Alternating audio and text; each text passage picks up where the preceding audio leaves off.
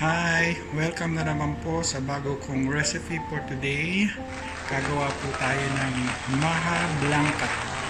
Kailangan po natin ng mga ingredients tulad ng 2 cups of coconut milk, 1 and 1/4 cups of condensed milk, 1 cup of sweet corn, 2 cups of evaporated milk, 2 cups of cornstarch, 3/4 cups of sugar. Meron po tayo mga 2 teaspoon of vanilla, pang palasa po siya. At meron po tayong cheddar cheese, pang toppings po siya mamaya. I-created lang po natin siya mamaya. Gamit po tayo ng cooking pan na ilalagay po natin yung mga ingredient. Lagay po natin ang coconut milk.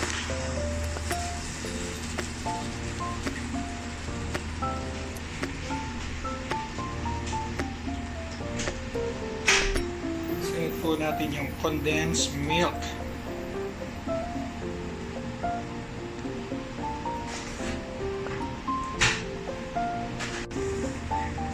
Lagay po natin yung sugar. At naman po natin yung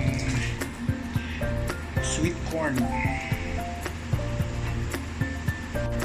Yan po natin ng 2 teaspoon of vanilla para mas malasa po siya. And haluin lang po natin. Ngayon po ay paghahaluin naman natin yung evaporated milk. Yan, sa isang bowl. At saka po yung ating cornstarch. Dissolve po natin yung cornstarch sa ating evaporated milk. Wipe po lang natin hanggang matunaw po siya. Ngayon po isali naman natin yung pinaghalo natin cornstarch at evaporated milk. Yung pong iba ay sinasala ito para mas smooth o mas makinis yung pagkakaluto ng maha natin. Haluin lang po natin hanggang maging sticky siya.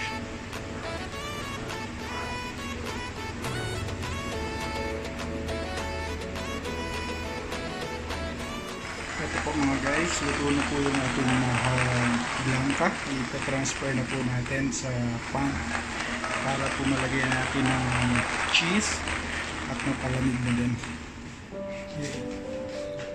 Ngayon lalagyan naman po natin ng cheese sa ibabaw.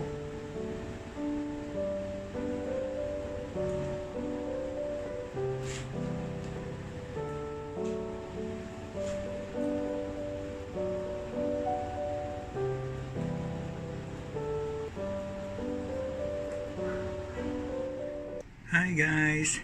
Ito na po yung ating Maja Blanca. Super creamy and yummy. Kain po tayo. Salamat po pala sa panonood ng aking videos. Please like, share, and comment po kayo.